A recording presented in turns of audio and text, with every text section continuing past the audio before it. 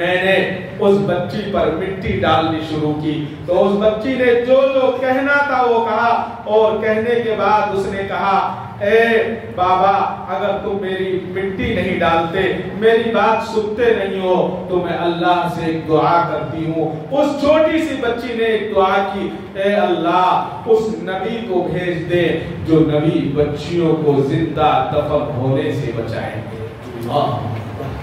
لہذا اے اللہ کے نبی آپ سچے ہیں، برحق ہیں، اللہ نے آپ کو بھیج دیا ہے، میں آپ کے ہاتھ پر ایمان لاتا ہوں۔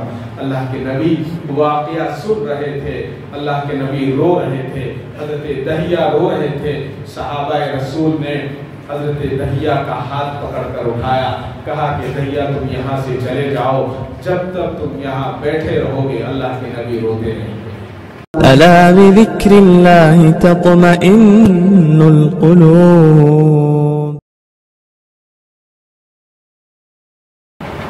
السلام عليكم ورحمة الله وبركاته. الحمد لله نحمده ونستعينه ونستغفره ونؤمن به ونتوكل عليه ونعوذ بالله من شرور أنفسنا ومن سيئات أعمالنا من يهده الله فلا مضل له ومن يضلله فلا هادي له ونشهد أن لا إله إلا الله وحده لا شريك له ونشهد أن سيدنا وسندنا وشفيعنا وحبيبنا ومولانا محمدا عبده ورسوله. أما بعد فأعوذ بالله السميع العليم من الشيطان الرجيم. بسم الله الرحمن الرحيم. واعلموا أنما أموالكم وأولادكم فتنة وأن الله عنده أجر عظيم. صدق الله مولانا العظيم وصدق رسوله النبي الكريم وعلى آله وأصحابه وأزواجه وذرياته وأهل بيته أجمعين والحمد لله رب العالمين. محترم حضرات، قرآن کریم کی ایک آیت آپ کے سامنے تلاوت کی ہے، جس کا ترجمہ یہ ہے، اور جان لو تمہارے مال اور تمہاری اولاد تمہارے لیے آزمائش ہے، اور اللہ کے یہاں اجر دینے کو بہت کچھ ہے۔ بتانے کا مقصد یہ ہے کہ اگر مال آدمی کے پاس ہو اور اللہ کے حکم کے مطابق اس کا استعمال کیا جائے، اس کو خرچ کیا جائے، اس کو رکھا جائے، تو وہ مال نفع کا سودا ہو جاتا ہے۔ اور اگر اس مال کو اللہ کے خلاف، اس کے حکموں کے خلاف استعمال کیا جائے تو وہ مال جو ہے اس کے لیے وبال جان بن جاتا ہے۔ اسی طرح سے اولاد ہے، اگر اولاد کی تربیت اچھی کی گئی ہے، اولاد کی تربیت درست کی گئی ہے، تو اولاد صدقہ جاریہ ہو جائے گی، یعنی بخشش کا سبب بنے گی، اور جہنم سے چھٹکارا اور جنت کا راستہ ہموار کرنے والی ہوگی۔ اور اگر اولاد کی تربیت دین کے مطابق نہ ہوئی، اولاد کی تربیت اس طرح سے نہ ہوئی جس طرح سے نبی کریم صلی اللہ علیہ وسلم نے فرمائی ہے، تو پھر وہ اولاد بھی وبال مصیبت ہے، پریشانی کا سبب ہے۔ آج ہم دنیا کے اندر دیکھتے ہیں، خصوصاً ایسے احباب جن کو اللہ نے مال و دولت دیا ہے، جن کو اللہ نے ساری سہولتیں دی ہیں، کہ جب وہ ان کے اولاد چھوٹی ہوتی ہے، بچے ہوتے ہیں، تو ان کی ضدیں جائز ناجائز تمام کو پورا کیا جاتا ہے، اور اس کے بعد جب وہ اولاد بڑی ہوتی ہے تو وہی اولاد ان کے لیے مصیبت کا سبب بن جاتی ہے۔ ماں باپ کی بات نہیں مانتے، شریعت تو بہت دور کی بات ہے، ماں باپ کی بات نہیں مانیں گے، ماں باپ کی بات نہیں سنیں گے، اور اس کے بعد ماں باپ کو جواب بھی دیتے ہیں، جواب دینے کے ساتھ ساتھ ماں باپ کی بدنامی کا سبب بنتے ہیں۔ کوئی چوری میں ملوث ہو جاتا ہے، کوئی برے کاموں میں ملوث ہو جاتا ہے، کوئی نشہ کرنے لگتا ہے، وغیرہ وغیرہ۔ اس کی وجہ کیا ہے؟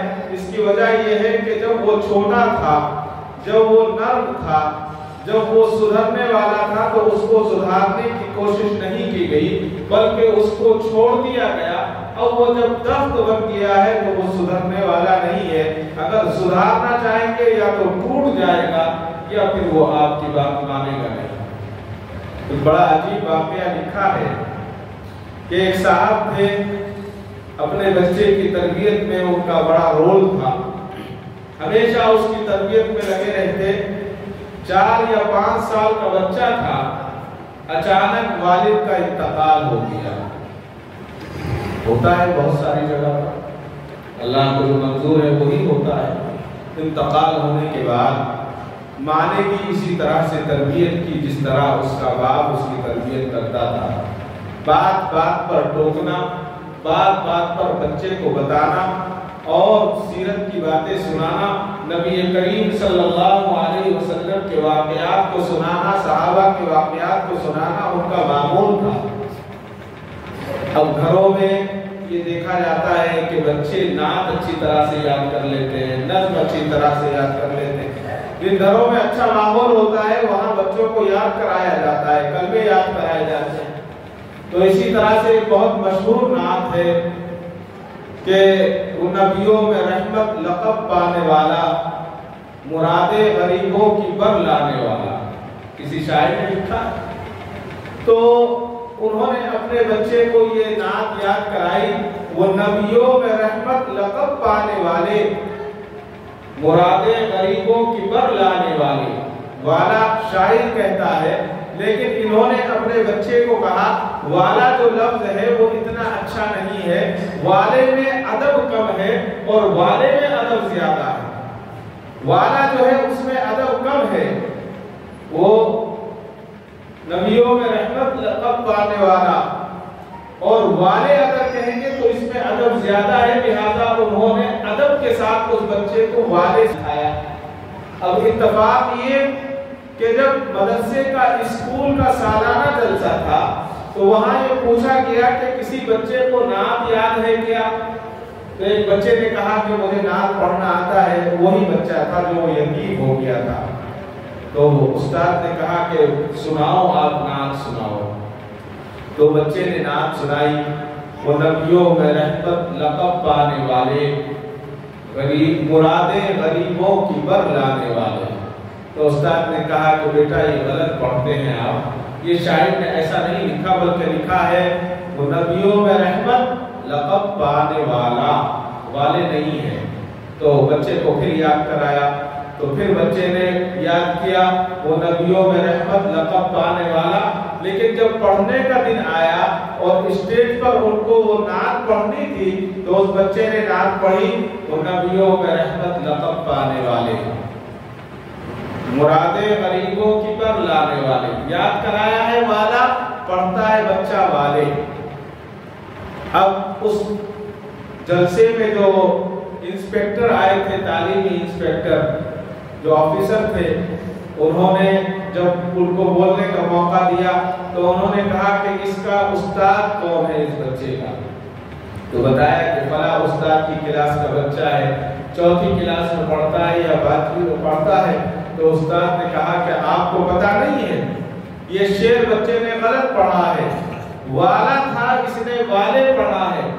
تو استاد کو بڑی شرمندگی ہوئی۔ شرمندگی ہونے کے بعد استاد نے وہاں سب کے سامنے کہا کہ بچے گواہ ہیں، بار بار اس بچے کو یاد کرایا گیا کہ والا پڑھنا ہے، لیکن اس بچے نے والے پڑھا ہے، پھر کیا کر سکتا ہوں؟ کچھ نہیں کر سکتا۔ اب استاد کو شرمندگی بھی تھی، شرمندگی کے ساتھ ساتھ سال بھی ختم ہو رہا تھا، بات ختم ہو گئی، اسکول کی چھٹی ہو گئی۔ اسکول کی چھٹی کے بعد جب دوسرا سال آیا، اب بچہ وہ کلاس میں موجود نہیں ہے، اب وہ بچہ دوسری کلاس میں چلا گیا۔ دوسری کلاس میں جانے کے بعد بچے کا اسکول کا پہلا دن ہے، استاد آفس میں آئے تو اس وقت جو آفس کا انچارج تھا، تعلیمی انچارج، انہوں نے کہا آج آپ کی کلاس نہیں ہے، فلاں کلاس میں چلے جائیں، بچے شرارت کریں گے، جا کر ان کو بٹھائیے اور ان سے کچھ دینی بات کیجیے تاکہ بچے خاموش بھی رہے اور ان کی معلومات میں اضافہ ہو۔ استاد نے کہا ٹھیک ہے۔ استاد پہنچ گئے۔ پہنچنے کے بعد جب کلاس میں پہنچے، دیکھا کہ سب سے آگے احمد بیٹھا ہوا ہے۔ احمد کون تھا؟ وہی بچہ جس بچے نے نعت جس طرح سے یاد کرائی تھی، وہ نعت نہیں بلکہ اس کو ترغیب کے ساتھ پڑھا تھا۔ بیٹھ گئے۔ بیٹھنے کے بعد سب سے بات چیت کی، کچھ سمجھایا۔ سمجھانے کے بعد کہا کہ میں سب بچوں سے کچھ معلومات کے لیے سوالات کرنا چاہتا ہوں۔ کہا کہ کریں۔ بچوں سے پوچھا، کسی سے کوئی سوال، کسی سے کوئی سوال۔ پھر احمد سے کہا کہ احمد یہ بتاؤ کہ میرے اور آپ کے آقا صلی اللہ علیہ وسلم کا، ہمارے حضور کا کیا نام ہے؟ بچہ جواب نہیں دیتا۔ پھر پوچھا۔ جب کئی مرتبہ پوچھ لیا اور بچے نے جواب نہیں دیا، استاد کو غصہ آ گیا۔ ایک غصہ تو یہ تھا کہ جلسے میں جیسے اس کو نعت یاد کرائی گئی، اس طرح اس نے نعت نہیں پڑھی، اور دوسرا غصہ یہ ہے کہ ایک عام سی بات جو سب بچے جانتے ہیں، جو ہمارا ایمان اور عقیدہ ہے، اس کو یہ بچہ جانتا نہیں ہے، ہمارے حضور کا نام نہیں جانتا۔ تو استاد نے لکڑی لی اور لکڑی لے کر بچے کو مارنا شروع کر دیا۔ وہ بچہ جو ہمیشہ محنت سے پڑھتا تھا، جس نے کبھی مار نہیں کھائی تھی، ہمیشہ وہ اول آیا کرتا تھا، اس بچے کو جب مارنا شروع کیا تو بچہ رونے لگا، لیکن نام نہیں بتاتا ہے۔ اتنے میں جو ہے گھنٹے کا وقت ختم ہو جاتا ہے۔ استاد کہتے ہیں کہ اب لنچ کا وقت ہے، لنچ کے بعد میں پھر آؤں گا اور پھر معلوم کروں گا کہ تم نے نام کیوں نہیں بتایا۔ بچے کہنے لگے کیا تمہیں پتا نہیں تھا نام، تم نے بتایا کیوں نہیں؟ لیکن جواب نہیں دیتا۔ احمد وہاں سے نکل کر چلا جاتا ہے، جا کر وضو خانے پر وہ وضو کرتا ہے، وضو کرنے کے بعد آ جاتا ہے، اور آنے کے بعد جب پھر کلاس شروع ہوئی تو تاریخ میں لکھا ہے اس واقعے میں کہ پھر وہ استاد آئے اور ان استاد کو غصہ تھا، انہوں نے لکڑی لی اور لکڑی لے کر کہا کہ بتاؤ تم کہ ہمارے حضور کا نام کیا ہے؟ تو اس بچے نے کہا کہ ہمارے حضور کا نام محمد عربی صلی اللہ علیہ وسلم ہے۔ اور بڑا تعجب ہوا، یا تو اس نے کسی سے معلوم کر لیا ہے، اسے پتا نہیں تھا، یا اب اتنی دیر کے بعد بتایا۔ تو اس سے کہا کہ تم نے جب کیوں نہیں بتایا تھا اگر تمہیں پتا تھا؟ تو بچہ بولتا نہیں ہے۔ استاد نے پہلے ڈرایا دھمکایا اور اس کے بعد پھر اس کے پاس گئے اور محبت سے اس سے کہا کہ بیٹا تم نے اس دن بھی ایک غلطی کی تھی، لیکن اس دن اسکول کی چھٹی ہونے کی وجہ سے ہم نے تمہیں چھوڑ دیا تھا، لیکن آج جو ہے پھر تم نے ایک غلطی کی، بار بار تم سے معلوم کیا گیا لیکن تم نے حضور کا نام معلوم ہونے کے باوجود نہیں بتایا، اب تم بتا رہے ہو، اس کی وجہ کیا ہے؟ اس کی وجہ میں جاننا چاہتا ہوں۔ پہلے بچہ بہت دیر تک خاموش رہا اور خاموش رہنے کے بعد اس بچے کو رونا آ گیا اور روتے ہوئے کہا آج آپ نے مجھے اپنے ابو کی یاد دلا دی ہے، آج آپ نے اپنے ابو کی یاد دلا دی ہے۔ میرے ابو کہا کرتے تھے کہ کبھی بھی بغیر وضو کے حضور کا نام نہ لینا۔ میرے استاد محترم، میں بے وضو تھا، میرا وضو ٹوٹا ہوا تھا، اس لیے میرے ابا نے جو مجھے سبق سکھایا ہے، میرے ابا نے جو مجھے بتایا تھا کہ کبھی حضور کا نام بغیر وضو کے نہ لینا، اس لیے میں نے حضور کا نام بغیر وضو ہونے کی وجہ سے نہیں لیا، بغیر وضو ہونے کی وجہ سے نہیں لیا تھا۔ استاد کانپ گئے، بچے کی پیشانی کو بوسہ دیا، بوسہ دینے کے بعد کہا اللہ اکبر، کتنے بڑے سنسکار ہیں، کتنا بڑا تیرا رتبہ ہے، تیرے باپ نے تیری کتنی بہترین تربیت کی ہے۔ اللہ اکبر، بیٹا میں معذرت خواہ ہوں، میں معافی چاہتا ہوں، میں نے تم پر ظلم کیا ہے، میں نے تمہیں مارا ہے، مجھے اگر تم یہ بتا دیتے کہ میرا وضو نہیں ہے تو میں تمہیں کچھ نہ کہتا۔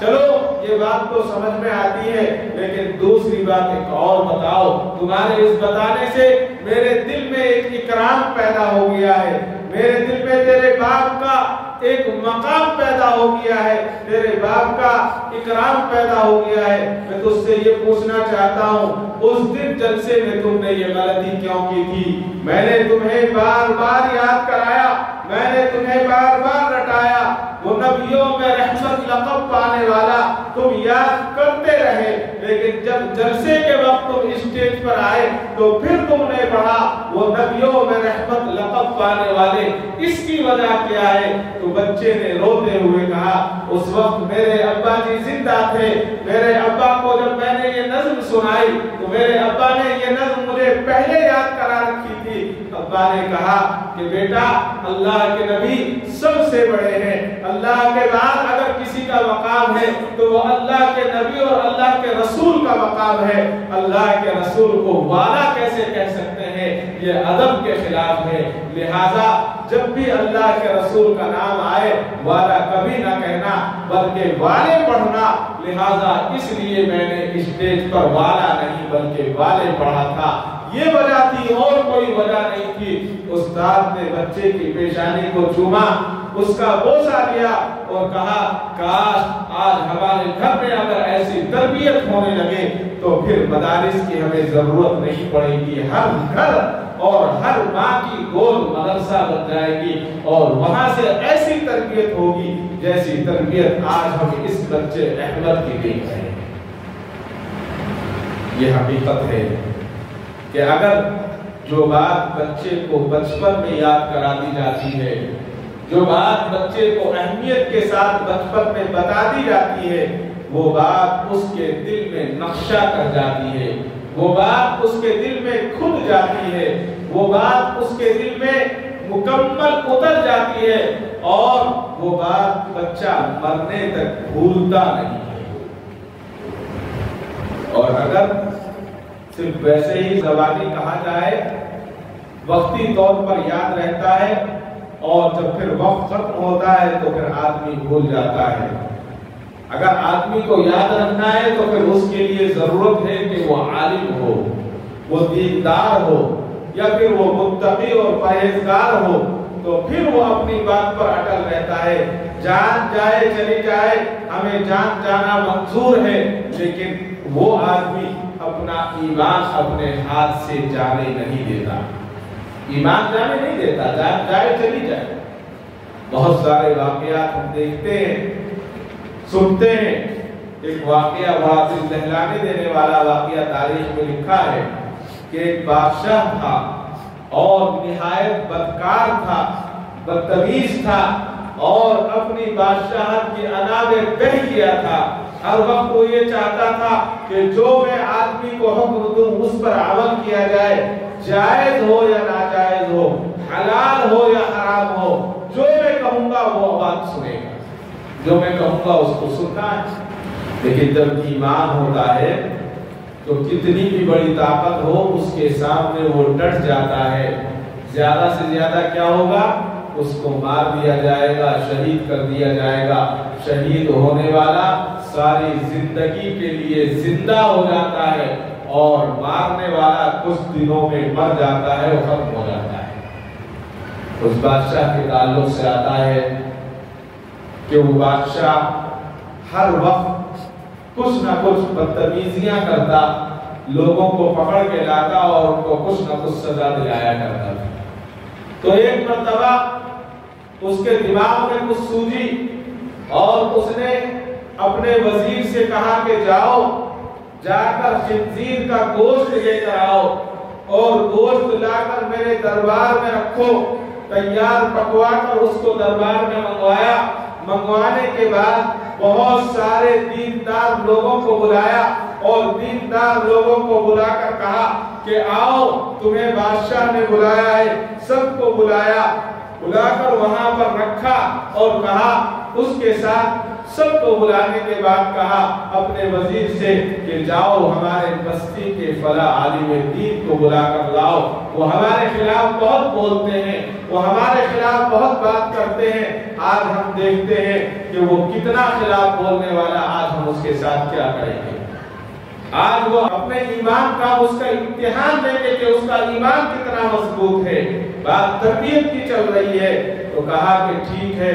وزیر گیا, وزیر نے جانے کے بعد اس عالم دین سے کہا کہ آپ میرے ساتھ چلیں اور ایک بات میری غور سے سن لیں. بادشاہ نے خنزیر کا گوشت پکوا کر منگوایا ہے اس لیے کہ وہ اپنے دشمنوں کو کھلائے گا اور کھلا کر لوگوں کے سامنے ان کو ذلیل کرے گا کہ یہ منبر پر بیٹھ کر مسجد میں بیٹھ کر لوگوں کو کہا کرتے تھے کہ خنزیر کا گوشت کھانا حرام ہے, لیکن دیکھو میرا حکم کیسا چلتا ہے, میرے ڈر کی وجہ سے آج یہ خنزیر کا گوشت کھا رہے ہیں. بادشاہ یہ چاہ رہا ہے. تو عالم دین نے کہا تو پھر کیا ہو؟ انہوں نے کہا کہ جب بادشاہ یہ کہے کہ آپ یہ گوشت کھا لیجئے, یہ خنزیر کا گوشت ہے تو آپ کھا لینا. عالم دین نے کہا کہ یہ نہیں ہو سکتا, جان چلی جائے یہ منظور ہے, بادشاہ مروا دے, لٹکا دے, پھانسی پر چڑھا دے, یہ منظور ہے, لیکن یہ منظور نہیں ہے کہ میں خنزیر کا گوشت لوگوں کے سامنے کھاؤں یا علیحدگی میں کھاؤں, اس لیے کہ وہ حرام ہے. میں حرام بتاتا آیا ہوں, میں اس کو نہیں مانوں گا. اب بادشاہ کے دربار میں پہنچے تو اس شخص نے کہا کہ حضرت آپ کھا لیجئے, اس لیے کہ گوشت خنزیر کا بادشاہ کو پتا ہے, لیکن میں نے گوشت بدل دیا ہے, بکرے کا گوشت ہانڈی میں ڈال دیا ہے. خنزیر کا گوشت میں نے پھینک دیا ہے, ہانڈی کے اندر میں نے بکری کا گوشت اور بکرے کا گوشت ڈال دیا ہے. آپ کھا لیجئے, آپ کی جان بھی بچ جائے گی اور بادشاہ کی بات بھی پوری ہو جائے گی. بادشاہ یہ سمجھے گا کہ یہ خنزیر کا کھا رہے ہیں اور حقیقت میں آپ بکرے کا کھا رہے ہیں. انہوں نے کہا ٹھیک ہے. اب دربار میں پہنچے, سارے کے سارا دربار بھرا ہوا ہے. ان عالم دین کو اس بادشاہ نے بلایا اور بلا کر کہا کہ تم جانتے ہو کہ میں جو کہتا ہوں اگر میری بات کو مانو گے تو تمہیں چھوڑا جائے گا, اور اگر نہیں مانو گے تو تمہیں سولی پر لٹکا دیا جائے گا, تمہیں موت دے دی جائے گی. کہا کہ کیا بات ہے, اگر جائز ہوگی تو مان لوں گا اور ناجائز ہوگی تو نہیں مانوں گا. جائز ہوگی تو مانوں گا. تو بادشاہ نے کہا کہ میں نہیں جانتا, حکم یہ ہے کہ آپ کے سامنے خنزیر کا گوشت رکھا ہے, اس کو کھانا ہے, اگر تم کھا لو گے تو تمہیں چھوڑ دیا جائے گا, معاف کر دیا جائے گا. اب وزیر اشارہ کر رہا ہے حضرت کو, آنکھوں سے اشارہ کر رہا ہے, ہاتھ سے اشارہ کر رہا ہے کہ کھا لیجیے, اس لیے کہ گوشت بکرے کا ہے, اس کے اندر خنزیر کا گوشت نہیں ہے. بادشاہ کو بتائے, بادشاہ سمجھ رہا ہے کہ خنزیر کا ہے. تو عالم دین نے کہا کہ یہ مجھے منظور نہیں ہے, یہ گوشت میں نہیں کھا سکتا. بار بار اصرار کیا گیا, حضرت نے گوشت کھانے سے منع کر دیا. اس کے بعد گوشت کو زبردستی حضرت کے منہ میں ڈالنے کی کوشش کی گئی. حضرت نے اپنا منہ بند کر لیا اور کہا کہ میں گوشت نہیں کھا سکتا, میرے لیے گوشت کھانا حرام ہے. آخرکار بادشاہ کو غصہ آیا. بادشاہ نے حکم دیا جلاد سے کہ ان کو لے جایا جائے اور لے جا کر ان کو قتل گاہ میں ان کو شہید کر دیا جائے, ان کی گردن اتار دی جائے.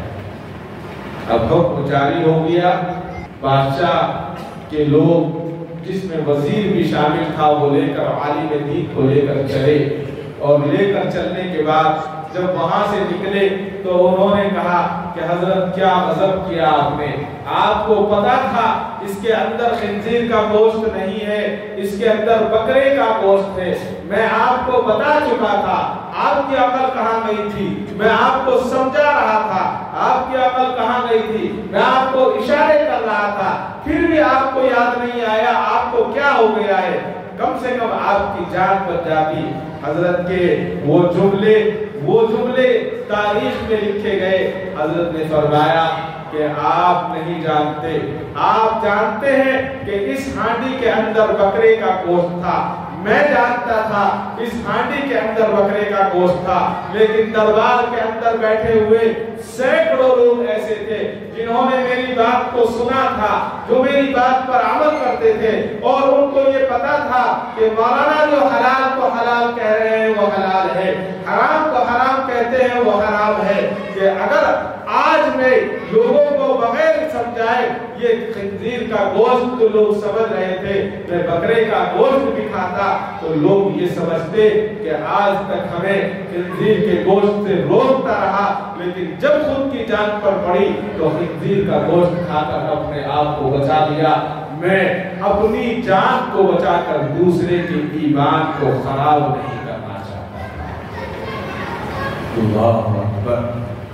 हजरत ने कहा कि मैं अपनी जान तो मेरी बच जाती, मेरी जान बच जाती, लेकिन मेरी जान बचने के साथ साथ यहाँ पर जितने लोग बैठे हुए थे उनको कौन समझ सकता था, उनको कौन समझा सकता था, उनकी ईमान खतरे में पड़ जाते।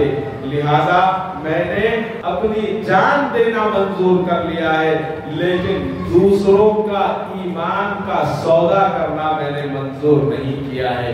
यही एक आलिम दीन की शान होती है, यही एक उसकी शान होती है जो दीन को समझता है और दीन पर अमल करता है। छोटी छोटी बातों पर, छोटी छोटी चीजों पर हम लोगों को एतराज करते हैं, जरा सी बात पर एतराज कर लेते हैं। अगर दरवाजा ऐसे बंद था घर का और दरवाजा दूसरे रुख से बंद मिला तो हम नाराज हो जाते हैं कि मैंने तो दरवाजा ऐसे बंद किया था, ये ऐसे क्यों बंद हो गया, ऐसे बंद नहीं होना चाहिए। ऐसा नहीं है। इस बात को मलहूज रखना चाहिए कि जाने अगर किसी ने ऐसे दरवाजा बंद किया है तो शायद उसमें उसको राहत होगी, बेहतर है उसने कर दिया, इसमें मेरा कौन सा नुकसान है। और मोमिन की शान यही है कि हमेशा वो ये चाहता है कि दूसरे का फायदा हो। हाँ, अगर कोई मोमिन ये चाहे कि किसी की जात को नुकसान पहुंचे, किसी के जात को ठेस पहुंचे, तो फिर वो मोमिन ही कहाँ का, फिर मोमिन नहीं है। मोमिन तो ये है कि जो अपने लिए पसंद करता है दूसरे के लिए भी वही पसंद करे। मोमिन तो वही है कि जो खुद फायदा जिस चीज से उठा रहा है दूसरे को भी उससे फायदा होना चाहिए। और सबसे बड़ा दुनिया के अंदर अगर फायदा पहुंचाने वाली चीज है तो वो मोमिन की औलाद है कि जब औलाद की तरबियत दुरुस्त तरीके से हो जाती है और औलाद की तरबियत सही दीन के नहज पर होती है तो वो औलाद उसके लिए सदका जारिया बन जाती है। और अगर दीन के मुताबिक उसकी तरबियत नहीं होती तो वो औलाद दुनिया में भी वबाल मुसीबत है और मरने के बाद भी वो वबाल मुसीबत हो जाती है। अभी चंद माह पहले की बात है, मैं कब्रिस्तान गया, मैसूर रोड कब्रिस्तान, जुमा का दिन था। तो वहाँ एक साहब से झड़प हो रही थी, तू बहबह हो रही है, किसी बात पर होगा। तो उन साहब ने मुझे देखकर कहा कि चलो इनके पास चलकर इनसे पूछ लेते हैं, इनसे बात कर लेते हैं। तो वो जो साहब थे उन्होंने कहा नहीं वहां जाने की जरूरत नहीं है, चलो बात खत्म करो। और वो हाथ पकड़कर दूसरी तरफ ले गए, उनको बात खत्म हो गई। एक दो हफ्ते के बाद इत्तेफाक फिर जाना हुआ तो फिर वो साहब मिल गए, वो भी कब्रिस्तान में कहीं इसाले सवाब के लिए आए थे। उन साहब से मुलाकात हुई, सलाम कलाम हुआ। सलाम कलाम के बाद मैंने उनसे मालूम किया कि भाई खैरियत है, उस दिन क्या बात हो गई। तो उसने बड़े दुख के साथ कहा कि वो फला साहब जो थे वो यहाँ खड़े हुए थे, मैंने उनसे कहा कि चलो मेरी माँ की कब्र पर आज सूरे यासीन पढ़ते, आप सूरे यासीन पढ़ देंगे तो मुझे तसल्ली हो जाएगी, मेरी माँ को इसाले सवाल हो जाएगा। मैंने कहा फिर इसमें लड़ने की क्या बात है। कहने लगे वो मेरे साथ आए, आने के बाद उन्होंने सूरे यासीन पढ़ी دعا بھی کرائی، اور وہ جب جانے لگے تو میں نے ان کو 200 روپے ہدیہ دیا۔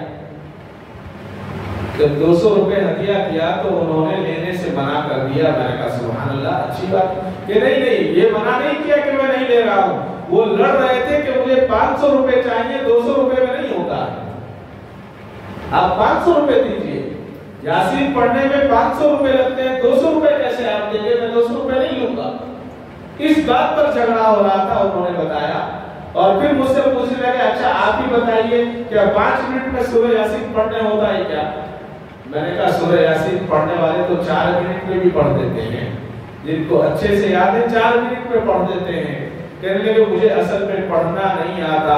میں نے کہا پڑھنا نہیں آتا تو 500 تو 500 1000 میں بھی سستا ہے، پھر تو 1000 میں بھی سستا ہے، اس لیے کہ تمہارے والدین نے تمہاری تربیت نہیں کی تو آج تم دوسرے کے محتاج بن گئے ہو۔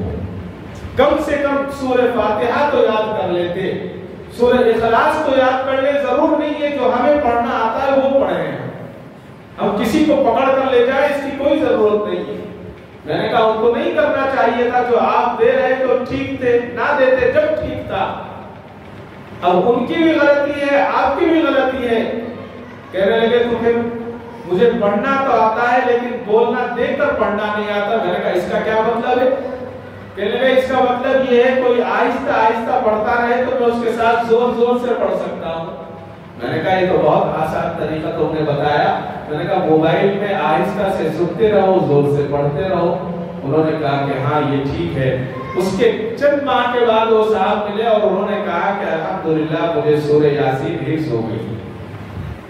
اللہ اکبر، کاش اس کے والدین اس کے بچپن میں اس کو یاد کرا دیتے تو آج یہ نوبت نہ آتی، دوسرے سے پڑھوانے کی نوبت نہ آتی، اور اس تکلیف سے وہ نہ گزرتا جس تکلیف سے آج وہ گزر رہا ہے۔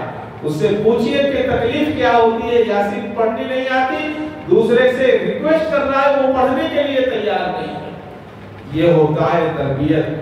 جب صحیح تربیت ہوتی ہے تو اللہ تبارک و تعالی اس کے لیے آسانیاں پیدا فرما دیتے ہیں اور والدین کے لیے صدقہ جاریہ بنا دیتے ہیں، یعنی والدین کو جا کر قبر میں آرام کرتے ہیں اور اس کو آرام کے باوجود مستقل ثواب پہنچتا رہتا ہے۔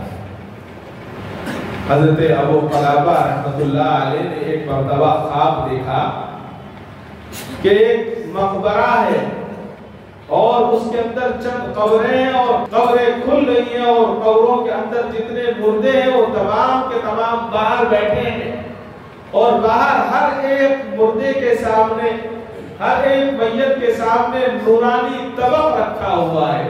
اس کو کہتے ہیں طبق، شین کو، جو ہم بڑی بڑی شین ہوتی ہیں جس کے اندر سامان پیش کیا جاتا ہے، اس شین کو طبق کہتے ہیں۔ کہا کہ طبق رکھے ہوئے نورانی اور وہ چمک رہے ہیں، اور حضرت ابو قلابہ فرماتے ہیں کہ ایک شخص کو دیکھا کہ اس کے سامنے وہ نورانی طبق نہیں ہے، وہ چیز نہیں ہے جو سب کے سامنے رکھی ہوئی ہے۔ حضرت ابو قلابہ اس شخص کے پاس گئے اور اس سے پوچھا کہ بھائی سب کے سامنے نورانی طبق رکھے ہوئے، تمہارے سامنے نورانی طبق نہیں ہے، کیا وجہ ہے؟ تو وہ شخص رونے لگا اور اس نے کہا کہ جتنے یہ لوگ بیٹھے ہوئے ہیں ان کی اولادیں ان کے لیے دعائیں کرتی ہیں اور صدقہ کرتی ہیں، ان کی دعاؤں کی وجہ سے، ان کی صدقے کی وجہ سے یہ طبق میں لا کر ان کو پیش کر دیا جاتا ہے۔ لیکن ایک میری اولاد ہے، وہ میری اولاد جو ہے وہ توبہ سے دور ہے، وہ نہ تو توبہ کرتا نہ میرے لیے ایصال ثواب کرتا، لہذا جو اس قبرستان میں رہنے والے دوسرے مردے ہیں ان کے سامنے مجھے شرمندگی ہوتی ہے، اس لیے کہ ان کے گھر والوں کا تحفہ ان تک پہنچتا ہے، میرے پاس کوئی تحفہ نہیں پہنچتا، میں خاموش بیٹھا رہتا ہوں، شرمندہ بھی ہوں، میں کیا کر سکتا ہوں، اس لیے کہ میں نے اپنی اولاد کی تربیت نہیں کی۔ حضرت ابو قلابہ رحمۃ اللہ علیہ نے فرمایا کہ میں نے اس سے پوچھا کہ تمہارا بیٹا کون ہے؟ تو انہوں نے بیٹے کا نام بتایا اور جگہ بتائی۔ صبح آنکھ کھلی، آنکھ کھلنے کے بعد یہ نکلے اور نکلنے کے بعد اس مقام پر پہنچے اور مقام پر پہنچنے کے بعد کہا کہ تمہارا باپ کا نام یہ تھا، تمہارا نام یہ ہے؟ اس نے کہا کہ بالکل یہی نام ہے، آپ کون ہیں؟ کہا مجھے ابو قلابہ کہتے ہیں، بات ایسی ہے کہ میں نے رات خواب میں دیکھا ہے تمہارے باپ کے جتنے پڑوسی ہیں ان کے سامنے نور کے طبق رکھے ہوئے تھے، تمہارے والد کے سامنے کچھ نہیں تھا، تم اِصالِ ثواب نہیں کرتے، تم گناہوں میں مبتلا ہو۔ بس اتنا کہنا تھا کہ دل پہ چوٹ لگی، اس نے فوراً اللہ سے سچی توبہ کی اور سچی توبہ کرنے کے بعد اپنے گناہوں سے شرمندہ ہوا اور اپنے والد کے لیے اِصالِ ثواب میں لگ گیا۔ چند دنوں کے بعد حضرت ابو قلابہ رحمۃ اللہ علیہ نے دوبارہ خواب دیکھا اور دیکھتے کیا ہے کہ تمام مردوں کے سامنے طبق رکھے ہوئے ہیں، لیکن اس شخص کے سامنے سب سے اچھا طبق رکھا ہے، سب سے زیادہ چمکنے والا طبق رکھا ہے۔ جیسے ہی اس شخص کی نظر حضرت ابو قلابہ پر پڑی، وہ شخص آیا اور آ کر کہنے لگا آپ نے میرے بیٹے کو اطلاع دے کر آپ نے میرے بیٹے کو اور مجھے آگ سے بچا لیا ہے، میں آپ کا شکر گزار ہوں، میں آپ کا شکر گزار ہوں۔ آپ نے میرے بیٹے کو نصیحت کی اور اس نصیحت پر اس نے عمل کر لیا۔ آج میں اپنے پڑوسیوں سے، یعنی قبرستان میں میرے جو پڑوسی ہیں ان کے سامنے مجھے جو شرمندگی ہوا کرتی تھی، آج میں اس شرمندگی سے بچ گیا ہوں، میں بھی خوش ہوں، آج میرا بیٹا گناہوں سے بچ گیا ہے۔ انشاءاللہ جب وہ یہاں آئے گا تو وہ بھی خوش آئے گا، اللہ تعالیٰ اس کے ساتھ بھی انعام کا معاملہ فرمائے گا۔ معلوم ہوا کہ تربیت بہت ضروری ہے، اگر تربیت صحیح نہیں ہوگی تو پھر کوئی کام نہیں ہوگا۔ اگر تربیت صحیح ہوگی تو دنیا کی زندگی جو چھوٹی سی زندگی ہے یہ زندگی بھی اچھی گزرے گی، اور یہاں کے بعد آنے والی ہمیشہ ہمیش کی زندگی جو ہے، جو ہمیشہ ہمیش ماں گزارتی ہے، وہ زندگی بھی آرام کے ساتھ اور عزت کے ساتھ پوری ہوگی۔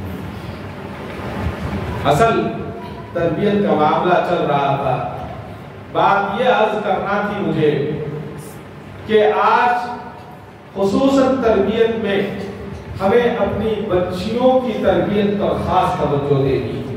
بچوں پر تو دینی ہی، لیکن بچی کی تربیت پر زیادہ دینی پڑتی ہے، اس لیے کہ بچہ تو ایک گھر کا ہوتا ہے، بچی دو گھر کی ہوتی ہے۔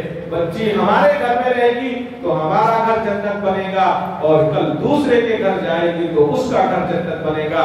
اگر بچی کی تربیت نہ ہوئی تو یہ گھر بھی دوزخ بنے گا، دوسرا گھر بھی دوزخ بنے گا، ماں باپ بھی دوزخ میں جانے کا سبب بنیں گے، اور شوہر اور بچے بھی دوزخ کا راستہ اختیار کریں گے۔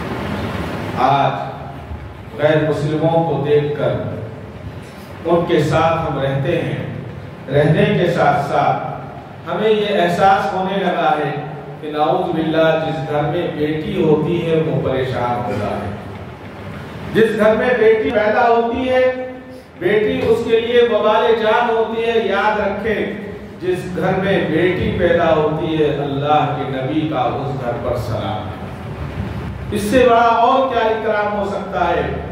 حضرت نبی کریم صلی اللہ علیہ وسلم کے ایک صحابی جس کا نام حضرت دحیہ کلبی رضی اللہ تعالیٰ تھا، نہایت خوبصورت صحابی رسول تھے، بہت خوبصورت تھے، اتنے خوبصورت تھے کہ مکے کی تاریخ میں لکھا ہے کہ جب حضرت دحیہ کلبی رضی اللہ تعالیٰ مکے کی گلیوں سے گزرا کرتے تھے تو مکے کی عورتیں دروازے کے پیچھے چھپ کر حضرت دحیہ کلبی رضی اللہ تعالیٰ کو دیکھا کرتی کہ کتنا خوبصورت نوجوان جا رہا ہے، کتنا خوبصورت ہے، اللہ نے بڑا حسن دیا تھا۔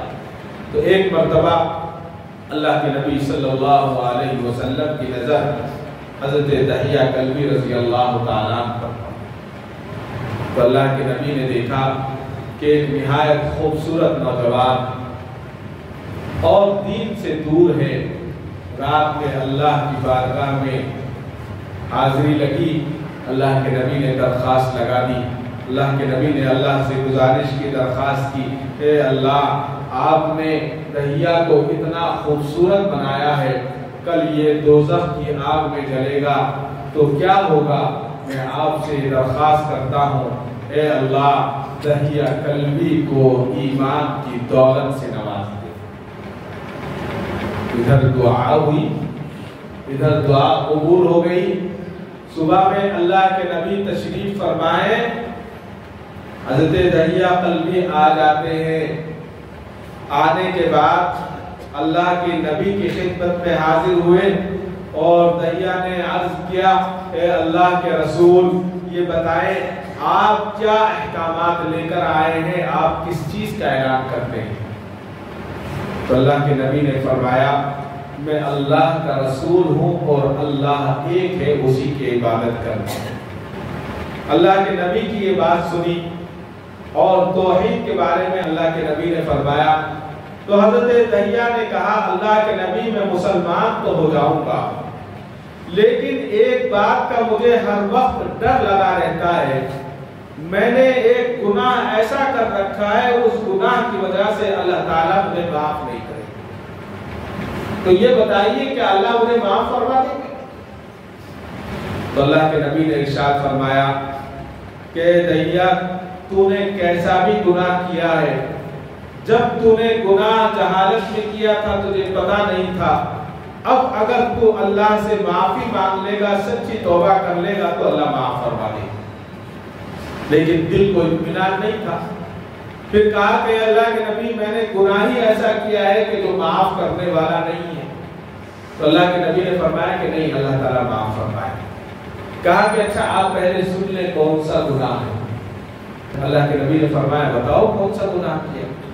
کہا کہ میں اپنے قبیلے کا سردار ہوں اور ہمارے قبیلے میں یہ معاملہ تھا کہ جس کے گھر لڑکی پیدا ہوتی تھی اس کو دفن کر دیا جاتا تھا، تو میں نے اپنے قبیلے کا سردار ہونے کے بعد 70 لڑکیوں کو دفن کیا، 70 لڑکیوں کو دفن کیا ہے۔ تو اللہ کے نبی کہ آنکھوں میں آنسو آ گئے۔ اللہ کے نبی نے کہا کہ اللہ تعالیٰ تمہیں معاف فرمائیں گے۔ تو اتنے میں سیدنا جبرائیل علیہ السلام تشریف لاتے ہیں اور عرض کرتے ہیں کہ اللہ کے نبی اللہ تعالیٰ آپ کو سلام فرماتے ہیں اور فرماتے ہیں کہ دہیہ نے جو اب تک کیا تھا تو ٹھیک ہے، لیکن اب اسلام میں آ رہے ہیں اور گناہ نہ کرنے کی یہ توبہ کر لیں گے، یہ اللہ سے اقرار کر لیں گے تو اللہ تعالیٰ ان کے گناہ کو معاف فرما دے۔ اللہ کے نبی نے ان کو بشارت سنائی اور کہا کہ اللہ تعالیٰ اب تمہیں معاف فرما رہے ہیں، معاف کر دیں۔ تو اس نے کہا کہ اللہ کے نبی اس سے بھی بڑا ایک گناہ میں نے کیا ہے کہ اللہ تعالیٰ مجھے معاف فرما دیں گے؟ 70 بچیوں کو میں نے زندہ دفن کیا، اس کے بعد ایک گناہ اور بھی کیا ہے، اور کہنے لگا کہ میری بیوی حمل سے تھی، میں سفر پر جا رہا تھا، اس زمانے میں سالوں کا سفر ہوا کرتا تھا کہ سفر پر جا رہا تھا، سفر پر جاتے ہوئے میں نے اپنی بیوی سے کہا کہ تم جانتی ہو میں قبیلے کا سردار ہوں، اگر میرے گھر بیٹے کی ولادت ہوتی ہے، میرے گھر بیٹا پیدا ہوتا ہے تو اس کی اچھی طرح دیکھ بھال کرنا، اس کی صحت کا خیال رکھنا، اس کی اچھی طرح سے پرورش کرنا، اور اگر بیٹی پیدا ہوتی ہے تو لے جا کر خاموشی کے ساتھ اس کو زندہ دفن کرنا۔ حضرت دہیہ کہتے ہیں کہ کئی سال میں سفر پر رہا، چند سال کے بعد جب میں گھر واپس آیا اور میں نے اپنے گھر پر دستک دی، دستک دینے کے بعد دروازہ کھلا تو ایک چاند سی چھوٹی سی بچی توتلی زبان سے بولنے والی کھڑی ہوئی تھی۔ اس نے دروازہ کھولا اور دروازہ کھولنے کے بعد وہ بچی کہتی ہے بتائیے آپ کون ہیں، آپ کو کیا کام ہے، آپ کیسے آنا ہوا، کیوں آئے ہیں؟ تو میں نے بچی سے کہا تم جانتی نہیں ہو میں اس گھر کا مالک ہوں، میں اس گھر کا مالک جو سفر میں گیا ہوا تھا آج واپس آیا ہوں۔ اتنا کہنا تھا اور پھر میں نے اپنی بیٹی سے پوچھا، اس بچی سے معلوم کیا اے بچی تم یہ بتاؤ تم کون ہو، تم کہاں سے آئی ہو، تم یہاں यहाँ क्या करती हो? तो उस बच्ची ने कहा, बाबा बाबा मैं तुम्हारी बेटी हूँ, तुम इतने दिन कहाँ चले गए थे? और ये कहकर उसने मेरे दोनों पैर पकड़ लिए। हजरत दहिया रज़ी अल्लाह ताला फरमाते हैं कि मेरे पैरों को पकड़ा, इधर मेरे पैरों को पकड़कर वो मेरे पैरों से चिमट गई। कहने लगी, बाबा मैं रोज तुम्हारा इंतजार किया करती थी, आज इतने जमाने के बाद तुम घर आए हो, तुम कहाँ चले गए थे? बाबा तुम कितने अच्छे हो, तुम कितने अच्छे हो। बेटी मुझसे चिमट जाती है, मैं बच्ची के प्यार में मदहोश हो जाता हूँ। हजरत दहिया रो रहे हैं, रो रो कर इस वाक़े को बयान कर रहे हैं। बीवी आ गई, बीवी ने कहा, कब आए? अंदर बुलाया, मोहब्बत से बिठाया और शौहर से कहा कि ये तेरी चांद सी बेटी है, इस बेटी को देख ले। हजरत दहिया कहते हैं कि मेरे ऊपर उस वक्त वो शैतान सवार था, जो शैतान इससे पहले बच्चियों को जिंदा दरगोर करने के वक्त रहा करता था। उस वक्त मैंने कुछ नहीं सुना, मैंने कहा तुझसे कहा था अगर बेटा पैदा होगा तो उसकी परवरिश करना, तूने बेटी की परवरिश कैसे की? तूने बेटी को क्यों पाला? तूने बेटी को नहीं पालना चाहिए था। ये क्या गजब हो गया है? अगर आज मैं अपनी बेटी को अपने घर में रखूंगा तो लोग क्या कहेंगे कि दूसरे की बेटियां जब होती थी तो उनको दफन कर दिया करता था, अपने घर बेटी पैदा हुई है तो उसको पाल रहा है। मैंने अपनी बीवी से कहा मैं इसको बर्दाश्त नहीं कर सकता। बेटी को कपड़े पहनाए, हाथ पकड़ा और लेकर चल दिया। बीवी समझ गई थी कि दहिया आज अपनी बेटी को जिंदा दफन करने के लिए ले जा रहा है।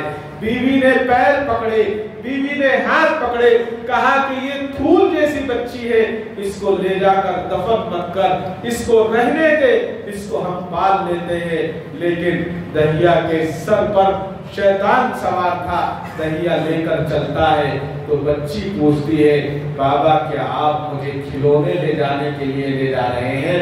बाबा क्या आप मुझे मेले में ले जा रहे हैं? दहिया कहते कहते रोते रहते हैं और कहते हैं कि अल्लाह के नबी, उस बच्ची ने मेरे बालों में हाथ फेरा, मेरे बालों में हाथ फेर कर कहा, बाबा क्या मुझे नानी के यहाँ ले जा रहे हैं? और रोते रोते कहते हैं, फिर वो बच्ची कहती है, बाबा मुझे आप मिठाई दिलाने के लिए ले जा रहे हैं। जो जो बच्ची याद आ सकता था, जो जो बच्ची कहती थी और जो जो हजरत दहिया को याद था, वो जुमले कहते हैं और रोते हुए जाते हैं। और फिर कहते हैं कि मैं बच्ची को ले गया, ले जाकर जंगल में दरख्त के नीचे बच्ची को बिठाया और गड्ढा खोदने लगा।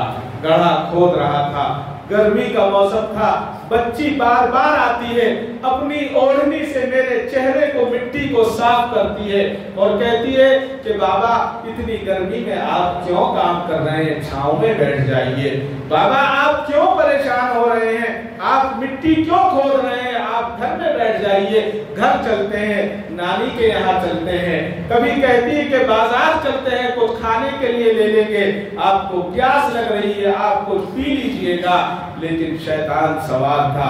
हजरत दहिया कहते हैं कि जब गड्ढा खुद गया, मैंने बच्ची को गड्ढे में डाला और गड्ढे में डालने के बाद उस पर मिट्टी डालना शुरू की तो वो बच्ची रो कर कहती है, अब्बा जी बाबा मुझे छोड़ दो, मैं तुमसे खिलौने नहीं मांगूंगी। बाबा तुम छोड़ दो, मैं तुमसे मिठाई नहीं मांगूंगी। बाबा तुम मुझे छोड़ दो, मैं नानी के यहाँ जाने की जिद नहीं करूंगी। हजरत दहिया इस वाक़े को कह रहे हैं, खुद रो रहे हैं और अल्लाह के नबी सल्लल्लाहु अलैहि वसल्लम की दाढ़ी मुबारक आंसुओं से तर हो चुकी थी, आंसुओं से तर हो चुकी थी। अल्लाह के नबी भी रो रहे हैं। अल्लाह के नबी ने 3 मरतबा ये वाक़या सुना और उसके बाद वो हजरत दहिया कहते हैं कि जब मैंने उस बच्ची पर मिट्टी डालनी शुरू की तो उस बच्ची ने जो जो कहना था वो कहा और कहने के बाद उसने कहा اے بابا اگر تم میری مٹی نہیں ڈالتے، میری بات سنتے نہیں ہو، تو میں اللہ سے ایک دعا کرتی ہوں۔ اس چھوٹی سی بچی نے ایک دعا کی، اے اللہ اس نبی کو بھیج دے جو نبی بچیوں کو زندہ دفن ہونے سے بچائیں گے۔ اے اللہ اس نبی کو بھیج دے جو زندہ درگور ہونے سے ہمیں بچائیں گے۔ لہذا اے اللہ کے نبی آپ سچے ہیں، برحق ہیں، اللہ نے آپ کو بھیج دیا ہے، میں آپ کے ہاتھ پر ایمان لاتا ہوں۔ اللہ کے نبی واقعہ سن رہے تھے، اللہ کے نبی رو رہے تھے، حضرت دحیہ رو رہے تھے۔ صحابہ رسول نے حضرت دحیہ کا ہاتھ پکڑ کر اٹھایا، کہا کہ دحیہ تم یہاں سے چلے جاؤ، جب تک تم یہاں بیٹھے رہو گے اللہ کے نبی روتے رہیں گے، اللہ کے نبی روتے رہیں گے۔ تربیت تو یہ تھی، بچپن سے تربیت کی جاتی تھی۔ آج ہم اپنے گھر کی بچیوں کے ساتھ کیا کر رہے ہیں، ہماری بچیاں ہمارے ساتھ کیا کر رہی ہیں۔ بعد میں بچیاں سر پکڑ کر جب غلط کام کرتی ہیں تو ہم روتے ہیں، ہم کہتے ہیں کہ بچی فلاں کام بچی نے کر دیا ہے، فلاں غلط کام کیا ہے، ہماری عزت چلی گئی ہے۔ عزت تو ہم خود اپنی نیلام کرنے والے ہیں۔ انشاءاللہ اگر وقت رہا آئندہ اس موضوع پر گفتگو ہوگی۔ اللہ تعالیٰ سے دعا فرمائیں اللہ تعالیٰ مجھے اور آپ کو کہنے سننے سے زیادہ عمل صالح کی توفیق عطا فرمائے۔ اللہ تعالیٰ ہمارے بچوں کی ہمیں تربیت صحیح کرنے کی توفیق عطا فرمائے۔ وآخر دعوانا الحمدللہ رب العالمین۔